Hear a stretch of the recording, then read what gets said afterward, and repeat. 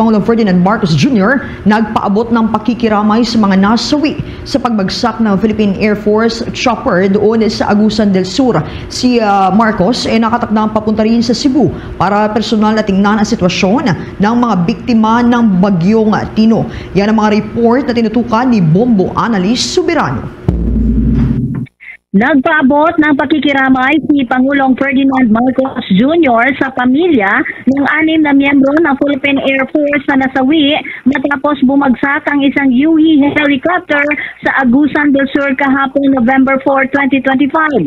Ayon kay Presidential Communications Office at Palace Press Officer Undersecretary Claire Castro, agad na ipinaabot sa Pangulo ang insidente. Dahil dito, inatasan ng Pangulo ang Armed Forces of the Philippines at Philippine Air Force na tiyaking maibigay ang lahat ng kaukulang tulong sa mga naulilang pamilya.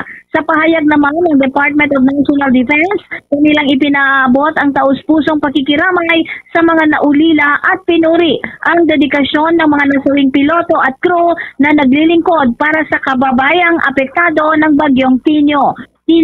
Pagtiyak ni Defense Secretary Gilberto Chodoro na ang kanilang dedikasyon sa trabaho at sakripisyo ay palagiang maalala. Binigyan din naman ng Pangulong Marcos na ang mga nasawing sundalo ay mga tunay na bayani.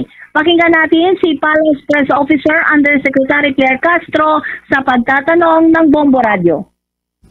Yusek, good afternoon. Isang malungkot po na balita, yung pagbagsak po ng isang Philippine Air Force chopper sa Agusan del Sur. May mga namatay po na crew. Ano po ba, may we know po kung alam na po ito ni Presidente at ano po yung naging direktiba niya sa Armed Forces of the Philippines, especially po sa Philippine Air Force? Opo, alam na po ito ng Pangulo at kanina po ikinausap din po natin ang DND at ito po ang kanilang statement at aking babasahin. The Department of National Defense extends its heartfelt condolences to the bereaved families of the 6 Philippine Air Force pilots and crew of the Super UA that crashed in Agusan del Sur on November 4, 2025. The dedication to duty and sacrifice will always be remembered, especially as these were made in the service of our fellow Filipinos facing the effects of Typhoon Tino. We pray for their eternal peace and shall extend all available support to their families at this difficult time. Ayon din po sa Pangulo, pinapaabot niya ang kanyang pakikiramay sa pamilya ng mga nasawing mga bayani ng ating bansa at ang lahat ng tulong na nararapat ay dapat na iparating sa mga naapektuhan na pamilya. Samantala, nakatagdang bumiyahe patungong Cebu si Pangulong Ferdinand Marcos Jr. Ito ay para personal na i-assess at makita ang sitwasyon ng mga biktima ng Bagyong Tino.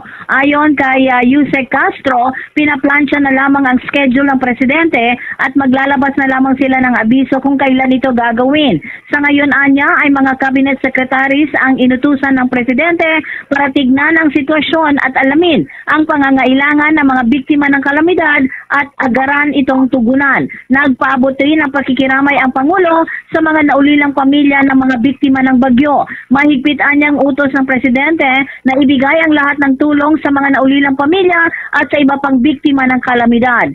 Sa pinakahuling update ng Office of the Civil Defense, umabot na sa 60 ang nasawi sa Cebu dahil sa pagkalunod sa flash flood.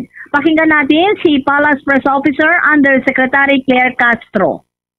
Meron po siya, pupunta po siya sa Cebu at ipagbibigay, alam ko na lang po sa inyo ang pinaka-data at kailan ito gagawin. Pero